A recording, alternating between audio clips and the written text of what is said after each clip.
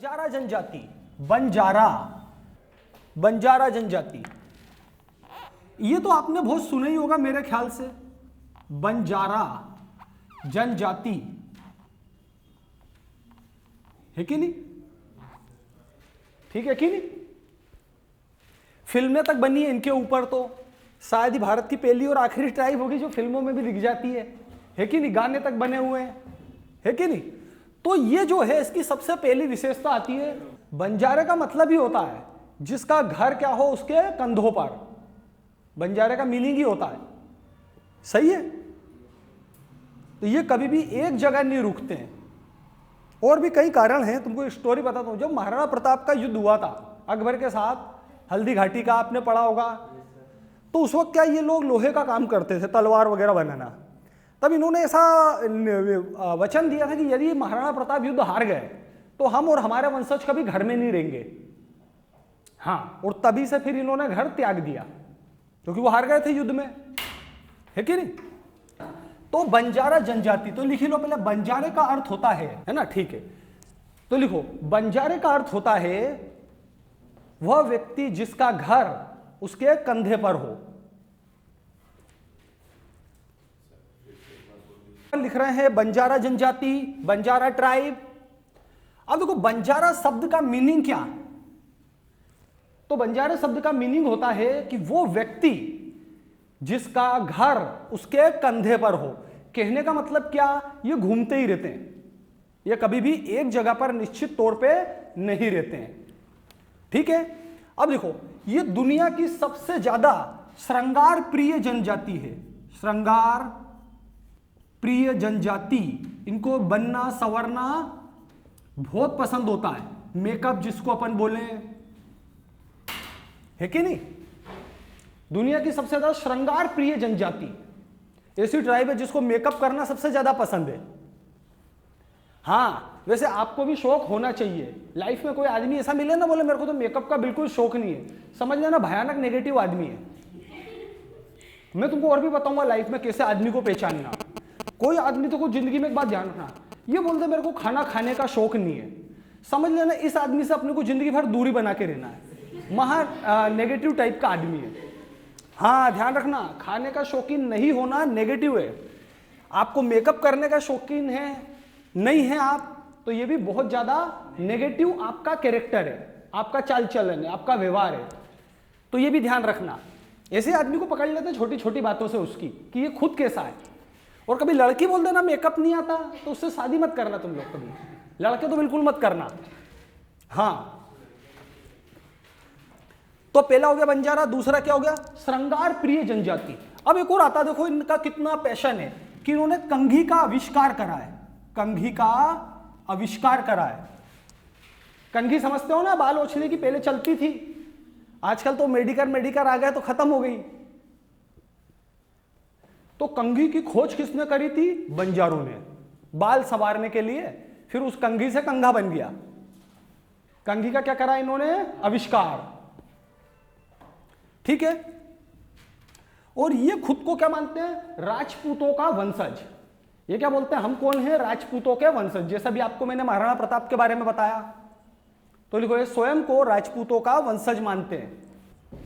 लिखो, ठीक है, यहां तक हो गई 3-4 बातें, है ना? राजपूतों के वंशज। अब देखो उनका ओरिजिन, मूल स्थान क्या है? क्या है इनका मूल स्थान? ओरिजिन कहां पर के? मूल निवास क्या है? राजस्थान। राजस्थान में कोई फिक्स प्लेस नहीं, बट इनका ओरिजिन क्या है? राजस्थान है। बाकी पूरे भारत में मिलते हैं, जैसा आपको बताया इनका ओरिजिन क्या है? राजस्थान है। अभी तक सब ट्राइब में अपन ने उनकी लोकेशन जरूर पढ़ी है कि कहां के निवासी हैं, इनके बारे में नहीं है। ओरिजिन इनका राजस्थान है। और लिखो, ये साहसी प्रवृत्ति के होते हैं। साहसी प्रवृत्ति के होते हैं, ज्यादा इनको डर वर नहीं रहता है किसी भी चीज का। ठीक है, यहां तक तो ये लाइन है ना, कंघी की खोज करना, है ना, राजपूतों के वंशज हो गए, फिक्स जगह नहीं रहती, श्रृंगार प्रिय जनजाति। और देख लेते हैं, लिख लो इनके डांस, लिख लो डांस। पहला लिखो तलवार नृत्य। तलवार नृत्य, तलवार नृत्य। दूसरा डंडा बोली, डंडा बोली।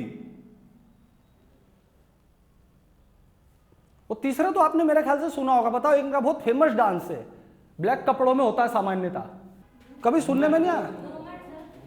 घूमर नहीं, घूमर काले कपड़ों में नहीं होता है ज्यादातर। हम कालबेलिया लिख लो, कालबेलिया, बहुत अच्छा डांस होता है कालबेलियरी डांस, तुमने सुना होगा ऐसे कभी कुछ ओकेजनली लगे रहते तो ऐसे लिखा रहता कालबेलियरी डांस राजस्थानी में। तो बहुत अच्छा म्यूजिक रहता है इसमें, काफी एक्सपर्ट होते हैं म्यूजिक के, डांस के। तो कालबेलिया जरूर याद रखना, है कि नहीं? ये ब्लैक कपड़ों में होता है ज्यादातर, मैंने अभी तक दूसरे क्लॉथ में नहीं देखा महिलाओं को इनमें। चलो अब आता है, यहां तक हो गया बंजारा, लिख लो। अब इनका समूह टांडा कहलाता है, कबीला जिसको अपन बोले टांडा, समूह क्या कहलाता है? टांडा। इनके ग्रुप को क्या बोलेंगे? टांडा, जिसको अपन हिंदी में क्या बोलते हैं सामान्यतः? कबीला। और लिखो, टांडे का प्रमुख नायक कहलाता है, टांडे का प्रमुख नायक, जिसको अपन सरपंच, चौधरी वगैरह बोलते हैं, पटेल, ये लोग क्या बोलते हैं? नायक। चलो अब नेक्स्ट जनजाति लिखो, कोरकू। कोरकू, कोरकू जनजाति, ये भी अपने एमपी, छत्तीसगढ़ दोनों जगह पर पाई जाती है ना? लिखो, कोरकू का अर्थ होता है व्यक्तियों का समूह, है ना? अब लिखो निवास स्थान, निवास कहां है इनका? सबसे पहला नाम लिखो हरदा, वैसे बैतूल छिंदवाड़ा गलत नहीं है, मध्य प्रदेश का दक्षिणी भाग, और फिर क्या है, ये छत्तीसगढ़ में भी मिलती है। हरदा से शुरू करो, हरदा। हरदा काफी ज्यादा हाई डेंसिटी वाला एरिया है इन लोगों के लिए। खंडवा भी राइट है, कोई ऐसा गलत नहीं है, खंडवा भी। होशंगाबाद भी राइट है, दक्षिणी हिस्सा आप समझते होंगे। खंडवा बैतूल भी लिखी लो, कोई गलत नहीं है, खंडवा बैतूल भी। हरदा को थोड़ा मार्क कर लेना है ना, थोड़ा आपको आइडिया रहे, हरदा इनकी मेन लोकेशन है। बाकी छत्तीसगढ़ में भी मिलते हैं, ऐसा नहीं कि सिर्फ एमपी में रहते हैं। हरदा इंदौर के पास में ही है ना, मिनी पंजाब। हरदा को क्या बोलते हैं? मिनी पंजाब, मध्य प्रदेश का पंजाब। अपन ने उपनाम लिखे थे अभी, उसमें और ऐड कर लेना, उपनाम लिखे थे उसमें लेना, मिनी पंजाब या मध्य प्रदेश का पंजाब क्या कहलाता है? हरदा। बहुत एग्रीकल्चर ग्रोथ बहुत है, यदि तुम यहाँ पे पटवारी बन जाओ ना तो मजा आ जाए। हरदा और शाजापुर आइडियल लोकेशन पटवारी बनने के लिए। नहीं तुम जैसे पटवारी की वांट है, तो इस तरह की बातें सबको नहीं पता होती है, क्योंकि उसमें लिस्ट में पूछते हैं कि बोले कहाँ से परीक्षा दे, तो लोग बात क्या गलत फहमी में इंदौर भर देते हैं। तो इंदौर, भोपाल, इनकी मेरिट इतनी हाई जाएगी जनरल की तो आफत हो जाएगी। तो चालाकी से काम लेना पड़ता, कहां से भरें कि नौकरी भी मिल जाए और नौकरी काम भी आए, ऐसा। तो उसके लिए आइडियल लोकेशन होती है हरदा, शाजापुर, ऐसे। हाँ कुछ आए ना तो तुम ऐसा पूछ लेना पहले कभी फोन वोन लगा के या यहाँ पे आके। हम भी क्या है यूं समझ ले, इस फील्ड के बंजारे रहते हैं कि हैं सब जगह लेकिन दिखते कहीं नहीं, पर मिल यहीं जाएंगे। चलो यहां तक हुआ कोरकू का मतलब, है ना? अब लिखो इनकी उपजातियां, राजकोरकू, राजकोरकू। तो आप समझ ही गए होंगे क्या बोला जा रहा है। राजकोरकू मतलब क्या? कोरकू जनजाति के जमींदार, ब्रैकेट में लिख लो जमींदार टाइप के लोग। दूसरा क्या हो गया? पथरिया कोरकू। तो समझ ही गए होंगे कौन से कोरकू, जो बाकी सारे काम करते हैं मजदूरी टाइप के। तो उपजातियां क्या हो गई? राजकोरकू और पथरिया कोरकू। राजकोरकू क्या? जमींदार टाइप के, काफी संपन्न लोग होते हैं। पथरिया फिर बाकी सारे काम करेंगे, खेती करना, मजदूरी करना, पशुपालन, लकड़ी काटना या दूसरी नौकरियां वगैरह करना, सारे। ठीक है ना? अब लिखो प्रमुख देवता। देवता तो कौन है इनका प्रमुख देवता? मेघनाथ।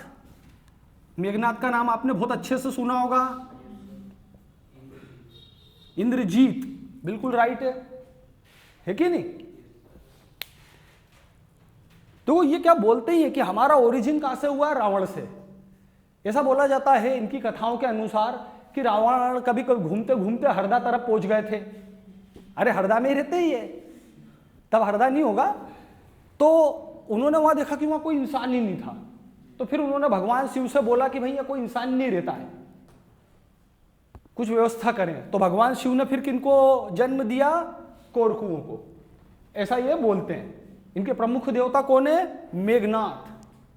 सही है, ये बोलते हैं हम उनके वंशज हैं रावण के। अपना क्या रावण से साथ जो है भारी कनेक्शन है। तो रावण की ससुराल मालूम है ना कहाँ है? मंदसौर। वो रावण की ससुराल मानी जाती है। एक आता है तुम्हारा बड़वानी 52 गजा, नाम सुना होगा कि नहीं? 52 गजा। तो यहीं पर ऐसा माना जाता है कि इन्होंने भारी तपस्या करी थी, मेघनाथ ने भी रावण ने भी। इन्हीं पहाड़ियों पर, सतपुड़ा के पहाड़ियों पर बहुत लंबे समय तक तपस्या करी थी और ढेर सारी सिद्धियां और वरदान मिले थे इनको। आसपास के गांवों में होंगे, ये सिटी में नहीं रहते होंगे। वो टिमरनी में भी एससी बहुत हैं। तो ये आसपास के एरियो में ये मिलेंगे। वो अपने को सर्च करना पड़ेगा। चलो ये हो गया। क्या लिखो अब एक और लिख लो, विवाह पद्धति। और देखो यहां मेघनाथ इसमें स्पेशल लिखवा दिया। बाकी सारे जो अपन ने पहले लिखे थे, ठाकुर देव, बूढ़ा देव न, सभी हिंदू देवी देवता, ये सब इनके कॉमन है। मेघनाथ का ध्यान रखना। विवाह पद्धति जो अपन ने पहले लिखी थी वही सारी है। एक और लिख लो, घर दामाद। हाँ, घर दामाद प्रथा मतलब क्या? आप शादी के बाद लड़की के घर ही रुक जाओ तो भी ये शादी ही कर देते हैं, बाकी लोग नहीं करते। तुम अपने लिए अपॉर्चुनिटी मत समझना। हाँ, नहीं तो लड़के बड़ा खुश हो जाए। चलो और लिख लो डांस, नृत्य। तो इसमें आता है खंबा स्वांग। खंबा स्वांग जो मेघनाथ के सम्मान में किया जाता है। एक ही डांस है इनका वेरी फेमस, खंबा स्वांग। किनका? कोरकुओं का। और ये मेघनाथ के सम्मान में किया जाता है। हाँ, कोई कुछ पूछ रहा है? बोलिए ऑनलाइन में। चलो ठीक है। अब आता है, देखो इनमें एक प्रथा चलती है, सिडोली। मतलब क्या? जब किसी आदमी की डेथ हो जाती है तो उसके मरने के बाद जहां उसका क्रियाकर्म किया जाता है वहां पर ये क्या करते हैं? एक झंडा लगा देते हैं। ये क्या कहलाती है? सिडोली प्रथा। लिखो, कोरकुओं में सिडोली प्रथा चलती है, जिसके अनुसार किसी व्यक्ति की मृत्यु के बाद, किसी व्यक्ति की मृत्यु के बाद उसके अंत्येष्टि वाले स्थान पर एक झंडे को लगा दिया जाता है। तो ये ध्यान रखना, सिडोली प्रथा, ये आपसे एग्जाम में आ सकता है। ठीक है, बस इसमें इतना ही है, याद हो जाएगा मेरे ख्याल से। अब लिखो नेक्स्ट जनजाति, आपने बहुत बार सुनी होगी, पारधी, है कि नहीं? पारधी। वैसे तो ये क्या ट्राइब है, पर क्या बेरोजगारी के कारण ये अपराधों में बहुत ज्यादा शामिल हो गए। हाँ, तो अब क्या है? चोरों का, लुटेरों का सिनोनिम बनता जा रहा है पारधी। अब किसी को चोर बोलना रहता तो वो तो पारधी भी बोलने लग गया। ऐसे ये बदनाम होने लग गए हैं। कुछ ही अपनी आदत से मजबूर हैं, कुछ सामाजिक कारणों से। वैसे एमपी गवर्नमेंट ने इनके डेवलपमेंट के लिए इनको कारें तक फ्री में दे दी थी कि तुम टैक्सी ड्राइवर बन जाओ। हाँ, ये बहुत लूटमार करते थे ये पहले। देवास वेवास में तो आफत थी ऐसा। मेरे खुद के बड़े भैया जो हैं मजिस्ट्रेट थे शाजापुर में, तब उनके कोर्ट में इनके बहुत केस आते थे। पुलिस वाले बताते थे कि इनके मारे तो हम परेशान हैं। तो गवर्नमेंट ने इनको कारें तक बांटी थी। बोलेरो चलती थी पहले, शायद बोलेरो सुनी होगी ना तुमने, पहले चलती थी, वो तक बांटी थी कि तुम ड्राइवर बन जाओ। पर ये नहीं सुधरे, ये फिर कारों से डकैती डालने लग गए और आफत हो गई। नहीं, सच्चाई है ये बात, हंसने की नहीं, ये सच है। खैर अब जो भी है, अपन तो इनको क्या उसमें नहीं गिनते हैं। देखो मेनली ये लोग कौन होते हैं? एक प्रकार से शिकारी टाइप के, पारधी, शिकारी। ये कौन लोग हैं? शिकारी टाइप के। जैसे तुम देखा होगा कि राजा महाराजाओं को बहुत शौक हुआ करता था शेर चीते पालने का। तो इसमें एक ग्रुप होता था जो चीतों को पालता था, तो वो क्या कहलाते थे? चीता पारधी। क्या ग्रुप बन गया? चीता पारधी। सही है कि नहीं? फिर क्या होता है? अलग अलग प्रकार के जानवर, जैसे जानवरों का तेल निकालना आपने सुना होगा कि नहीं? कई दवाइयां भी बनती है जानवरों के ऑयल से, तो उसका भी काम करते थे। फिर चिड़िया पकड़ने वाले पारधी, ये वो काफी सारी इसमें वेराइटी है। तो अपन धीरे धीरे लिखेंगे। तो लिख लो पारधी, लिखो यह मराठी भाषा का शब्द है जिसका अर्थ होता है शिकारी, जिसका अर्थ होता है शिकारी। नहीं लिखो आखेट, शिकारी शब्द काटो, आखेट। हंटिंग नहीं लिखना, अपने को लिखना आखेट। उसका कारण अभी अपन समझते हैं, है कि नहीं। लिखो यह मध्य प्रदेश की एकमात्र शिकारी जनजाति है, यह मध्य प्रदेश की एकमात्र शिकारी जनजाति है। इसके अलावा एमपी में कोई दूसरी ट्राइब ऐसी नहीं जो शिकार करती हो।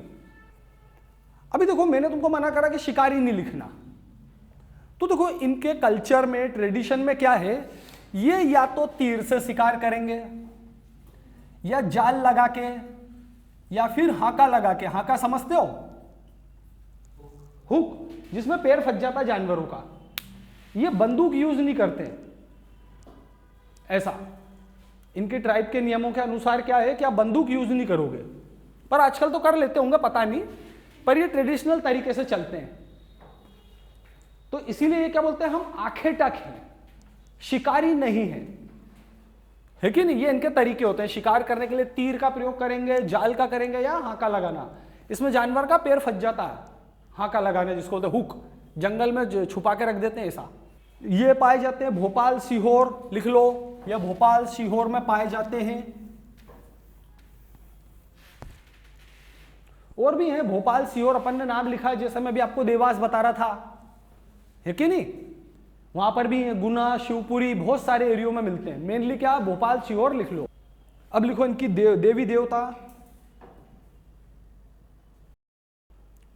लिखो देवी देव। पहला लिखो पारधी देवी, पारधी देवी, ठीक है यहां तक। और लिखो इसी में लिखना अपने को, देवी देवताओं में ही लिखो। लंगोट पारधी, लंगोट पारधी सदैव अपने साथ चांदी देवी की मूर्ति रखते हैं, सदैव अपने साथ चांदी देवी की मूर्ति रखते हैं। चांदी देवी, चांदी देवी की मूर्ति रखते हैं, ठीक है ना। इनकी बहुत सारी उपजातियां हैं, तो इसमें कौन से होगा, लंगोट पारधी। ये शिकारी टाइप के नहीं होते हैं, ये क्या सन्यासी टाइप के लोग होते हैं कि शिकार विकार बंद कर दिया, और ये क्या होता है, हिंदू सन्यासियों की तरह रहते होंगे। आपने देखा होगा बहुत से हिंदू सन्यासी नागा भी होते हैं, कपड़े नहीं पहनते, लंगोट भी पहनते हैं, है ना। तो ये उसी में क्या होगा, फिर ये एक प्रकार से सन्यासी है। लंगोट पारधी कौन है, कि पारधी तो हैं लेकिन ये ओरिजिनली सन्यासी टाइप के लोग हैं, ये शिकार वगैरह नहीं करते हैं। तो ये क्या रखते हैं, हमेशा चांदी की मूर्ति, चांदी देवी की मूर्ति रखते हैं। चांदी देवी, पारधी देवी, है ना, इनकी कुल देवी हो गई, ऐसा समझो।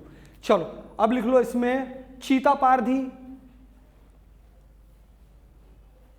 तो समझ ही गए होगा तुम, चीता पारधी मतलब क्या, कॉमा लगा के लिखो। बंदर पारधी, ठीक है। गोसाई पारधी, गोसाई ये भी सन्यासी टाइप के लोग हैं। गोसाई पारधी मतलब क्या, जिन्हें शिकार विकार छोड़ दिया है और अब शांति से रहते हैं, शिकार वगैरह नहीं करते, नेगेटिव काम, है ना। तेल पारधी, तेल, तो जैसा मैं आपको बता रहा था, ये क्या करते हैं, जानवरों का जो है तेल निकालते हैं, फिर उसको दवाइयों के रूप में प्रयोग होता है कि नहीं। चलो अब एक और लिख लो इसी में, नेक्स्ट पैराग्राफ चेंज करके, बहेलिया। बहेलिया, ये आपने स्कूल कॉलेज में ये नाम पढ़ा होगा, है ना, बहेलिया, ठीक है ना। तो बहेलिया भी क्या है, पारधी, इन्हीं की क्या है, एक उपजाति। लेकिन इसकी खास विशेषता है कि ये सिर्फ काले जो है जानवरों का शिकार करती है, काले जानवर, पशु पक्षी भी। अरे सही है कि नहीं, काला रंग होना चाहिए, ये दूसरे रंग के जानवर को नहीं मारेंगे। तो ये क्या कहलाते हैं, बहेलिया। बहेलिया कौन है, काले जानवरों का शिकार करने वाले हैं, ये भी पारधी, पर ओनली ब्लैक, चाहे पशु हो या पक्षी। कौन कौन से होंगे काले जानवर, पूरा काले होना जरूर। कुत्ते को मार के करेंगे क्या,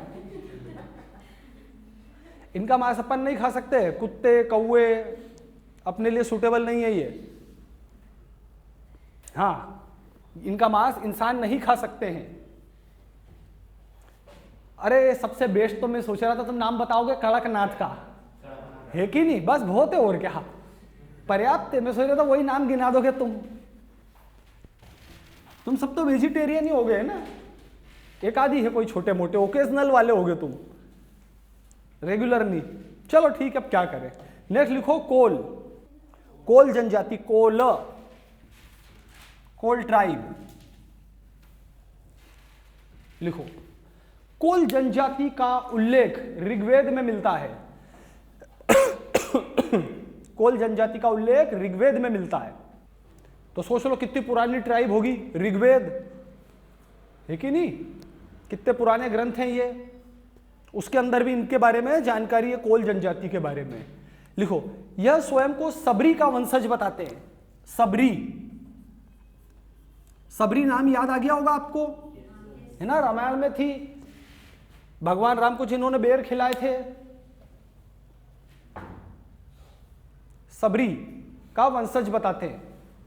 लिखो, इनका मूल स्थान रीवा का बर्दीराज क्षेत्र है, बर्दीराज क्षेत्र, और ये कहां पर आता है? रीवा में मूल स्थान है इनका। तो अब आप समझ ही गए होंगे ये रहते कहां है। बर्दीराज इनका मेन गढ़ मिल गया रीवा, और रीवा के आसपास के क्षेत्र हो गए। जो भी आएंगे रीवा के आसपास के जितने भी एरिया होंगे वहां पर भी ये मिलते होंगे। तो मेन तो रीवा याद रखना, बर्दीराज क्षेत्र। लिखो, इस जनजाति में पर्दा प्रथा नहीं होती है। वेरी इंपॉर्टेंट लाइन, ऐसी चीजें आती है एग्जाम में। किस जनजाति में क्या होती है? पर्दा प्रथा नहीं होती है। इनकी महिलाएं पर्दा नहीं करेंगी। ये एकमात्र जनजाति होगी शायद पूरी दुनिया में। हाँ, ये लाइन याद ना, ऐसे क्वेश्चन नहीं आते एग्जाम में, इनमें पर्दा प्रथा नहीं होती है। और लिखो, महिलाएं पुरुषों के सहयोगी के रूप में कार्य करती हैं। अब लिखो, इनका डांस, नृत्य, कोल देहका, है ना? ध्यान रखना, काफी इंपॉर्टेंट है कोल देहका। इनका जो नृत्य है, डांस है, वो क्या कहलाता है? कोल देहका। इसको ध्यान रखना, इंपॉर्टेंट है एग्जाम के लिए, कोल देहका। और लिखो, ये नृत्य हैंड मूवमेंट, हस्त चालन के लिए प्रसिद्ध है। इसमें जो है हाथों का मूवमेंट बहुत जरूरी होता है, तो उसके कारण ये बहुत अट्रैक्टिव दिखता है। तो कोल देहका नृत्य किसके लिए फेमस है? हैंड मूवमेंट के लिए। अरे डांस सुंदर कब लगेगा? जब सारे मूवमेंट एक प्रॉपर वे में हो, है कि नहीं? तो इसके अंदर हैंड मूवमेंट का बहुत महत्व होता है। याद भी आराम से हो जाएगा, कोल जनजाति में शब्द आ गया कोल, तो याद करने में कोई प्रॉब्लम नहीं है। कोल देहका आ जाए तो उसमें कोल है, ट्रिक मिल गई अपने को। अब लिख लो इसमें प्रमुख देवी देवता में ठकुराइन, ठकुराइन, ठाकुर देव,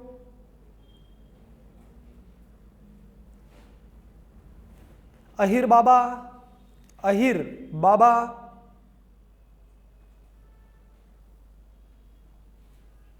घमासान देव, घमासान देव,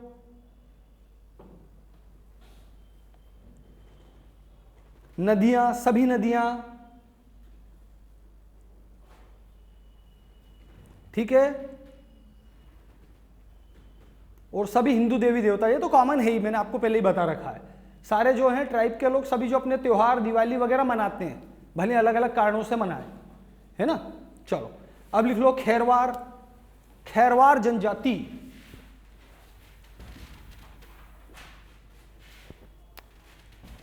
खैरवार,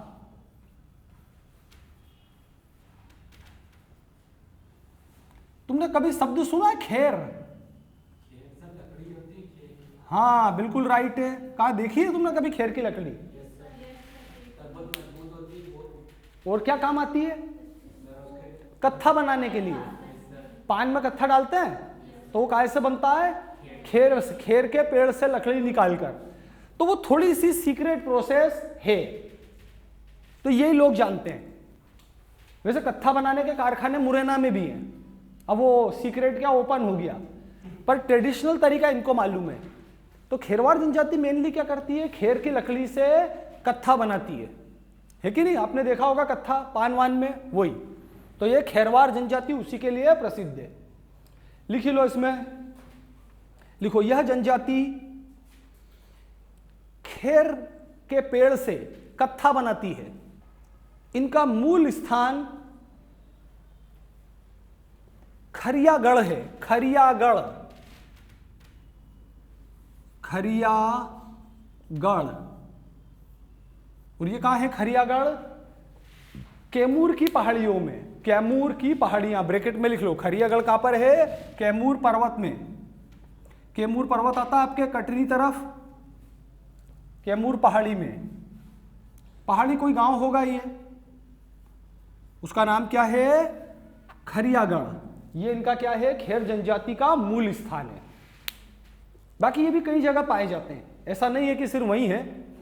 पहले क्या होता था, कत्था बनाते थे, पहले पान भी बहुत खाया जाता था, अब सिगरेट ने उसको रिप्लेस कर दिया, तो क्या करें, है कि नहीं। चलो अब लिख लो पनका जनजाति। पनका लास्ट है ये, पनका जनजाति, फिर अपने ट्राइब खत्म, इसमें फिर कुछ नहीं रहेगा। पनका, पनका जनजाति या पनिका एक ही चीज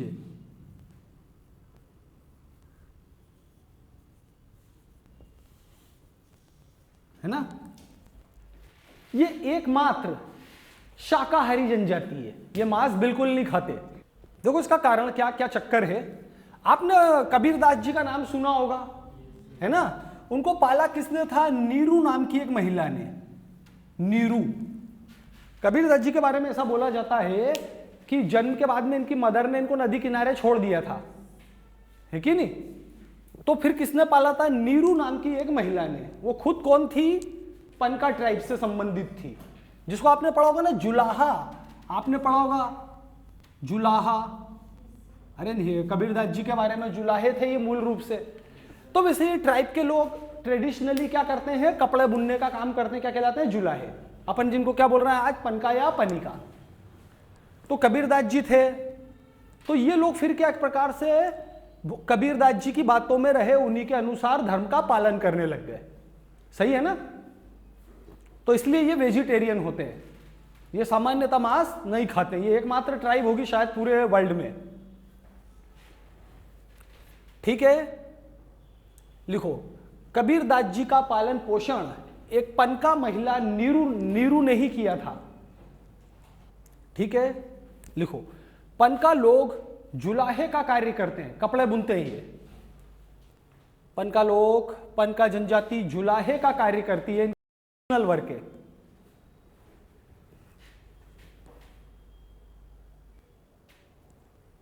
ठीक है। लिखो यह विंध्याचल पर्वत पर पाई जाती है। विंध्याचल पर्वत, विंध्याचल पर्वत बहुत बड़ा है, ठीक है।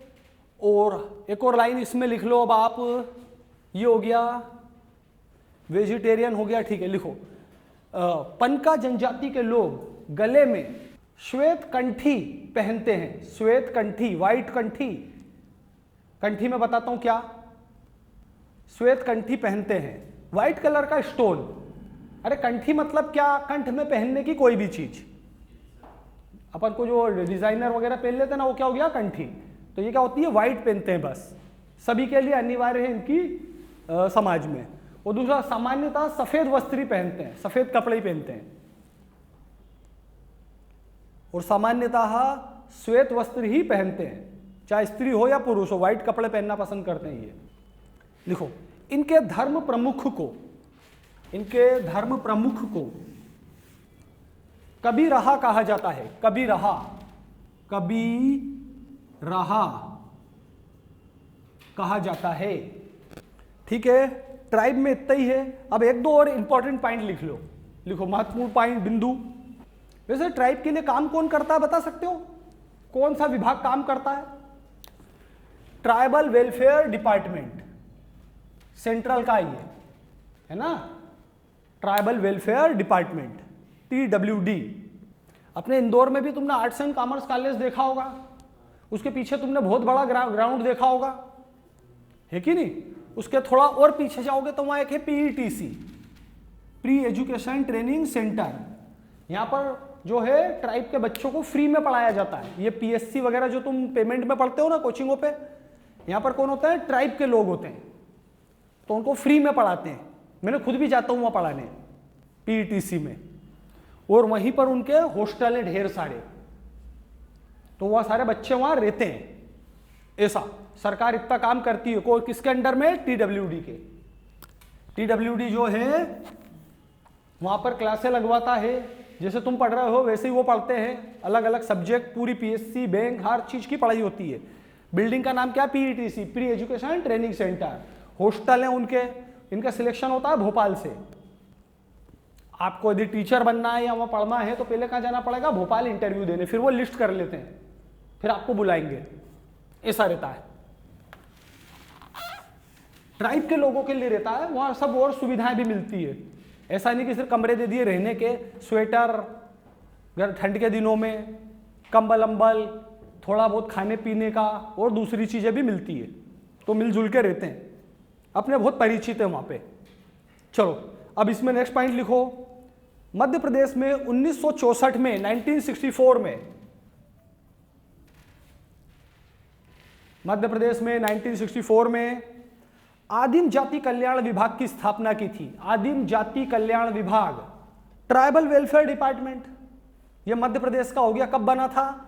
1964 में। और लिखो 1965 में इसका नाम बदलकर मध्य प्रदेश आदिवासी मध्य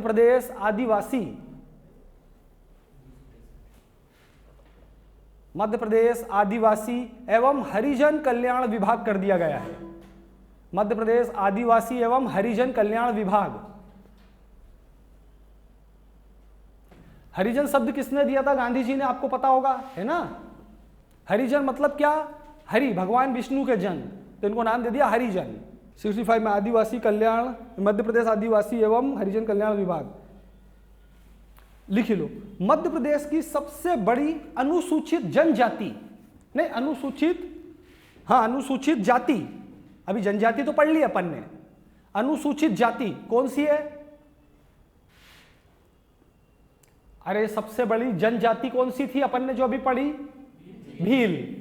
अब काय पर आ रहे हैं अपन? अनुसूचित जाति पर, एससी पे। 2 लाइनें ही है बस, कुछ खास नहीं।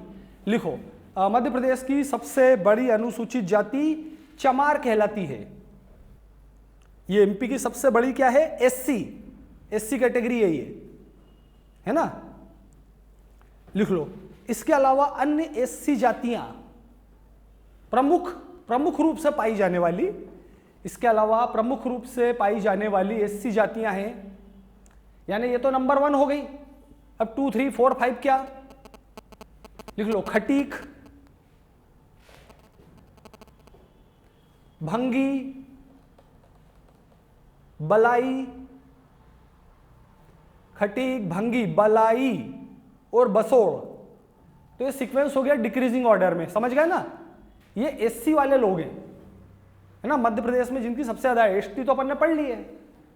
अब एसटी की तो अपने पास इतनी सारी डिटेल थी, एससी तो अपन स्पेशली पढ़ते नहीं है कि एससी के बारे में, एसटी के तो पढ़ते हैं जैसा अपन ने पढ़ा। तो भाई ये थोड़ा इतना सा याद रखना, थोड़ा एग्जाम में आने की कम संभावना है, पर आपको बता दिया, कुछ खास नहीं। और देखो, इसमें भील के बारे में बहुत ध्यान रखना, भीलों से रिलेटेड क्वेश्चन जरूर आते हैं। फिर इसके अलावा तुम्हारा दूसरा मेजर जो आ जाता तुम्हारा सहारिया, विशेष पिछड़ी जनजाति भी है ये। गोड़ भी बहुत महत्वपूर्ण है एग्जाम में। बेगा भी है, इनका थोड़ा विशेष ध्यान रखना। अभी देखो क्या, मैं जैसे वो 10 क्वेश्चन आते हैं आपके, आप फटाफट कर लेते होगे क्योंकि अभी पढ़ा और 2 घंटे बाद उत्तर देना है, तो भी थोड़ा तुमको आसान लग रहा होगा। वो आसान नहीं है, धीरे धीरे जब लोड बढ़ने लगेगा पढ़ाई का और मिक्स होने लगेंगे तब आएगा। अभी तो क्या अभी बताया फिर आज ही क्वेश्चन आ गए, तो तुमको तो वैसे ही आज ही रहते आता होगा, इतना तो कोई बड़ी चीज नहीं है, पर धीरे धीरे वो फिर क्या लोड बढ़ेगा। तो इन 4-5 को, शुरू की 4-5 को तो बहुत ध्यान रखना।